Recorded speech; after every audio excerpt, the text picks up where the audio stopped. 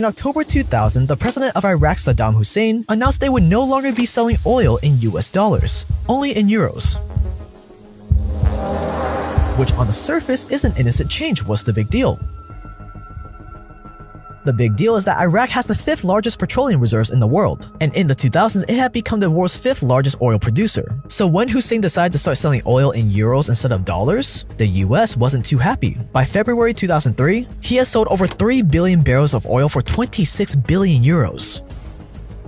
A month later, the US invaded Iraq. My fellow citizens, at this hour, American and coalition forces are in the early stages of military operations to disarm Iraq,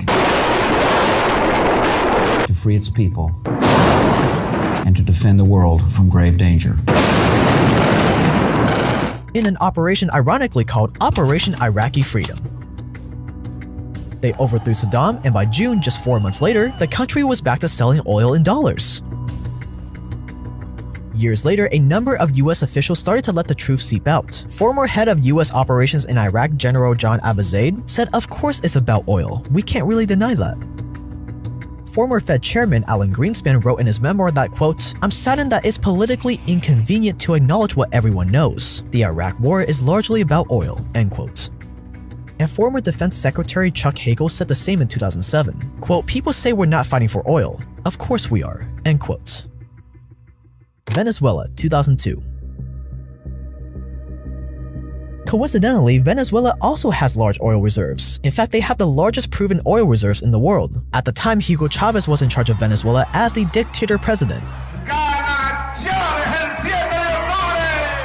But Chavez, a die-hard anti-American leader, was about to make the same grave mistake that Saddam Hussein made. He planned to start selling oil for euros instead of the mighty American dollar. Well, we can't have that now, can we? So in 2002, the US backed a coup against Chavez, which ultimately failed, but it crippled the country and its economy. Empires are built on oil. Yet despite having the largest oil reserves in the world, today Venezuela is one of the poorest economies in the world.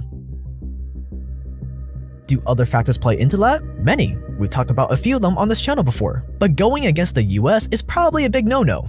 Libya, 2009. Eerily similar to Venezuela and Iraq, Libya has the largest oil reserves in Africa, and they weren't doing that bad. They did a great job managing all those oil revenues, building up a 143-ton gold reserve according to WikiLeaks. They had the highest GDP per capita in Africa, and Libya was on track to become the most influential country in Africa.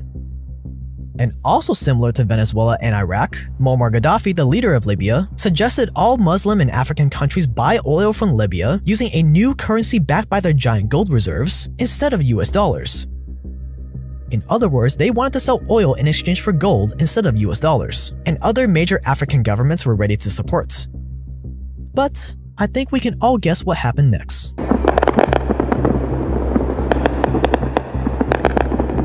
NATO led a military coalition into Libya in the name of freedom, of course, and on August 20th, 2011, Muammar Gaddafi was executed by Libyan militias, backed by US drone strikes. Years later, it was discovered in Hillary Clinton's emails that NATO really wanted to overthrow Gaddafi's government, mainly because of this plan for an African gold-backed currency, supported by Libya's oil reserves. This was Libya before, and this is Libya today. A failed state with widespread poverty and an ongoing civil war. Why? Because each of these countries tried to break away from using the dollar as payment for their oil, and each of them faced the consequences of America's wrath.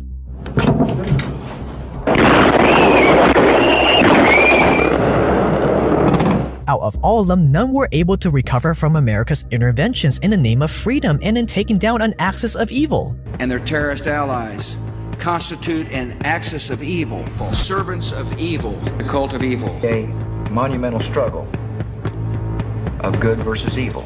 And they usually ended up far worse than they were before.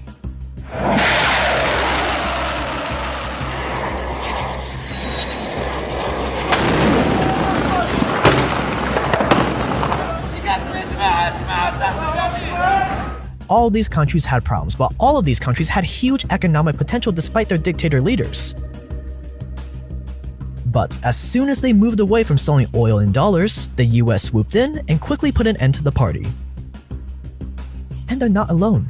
Which begs the question, Why is it so important for oil to be only sold in US dollars? What's the big deal? Why is America so quick to liberate people as soon as this oil for dollars arrangement is threatened?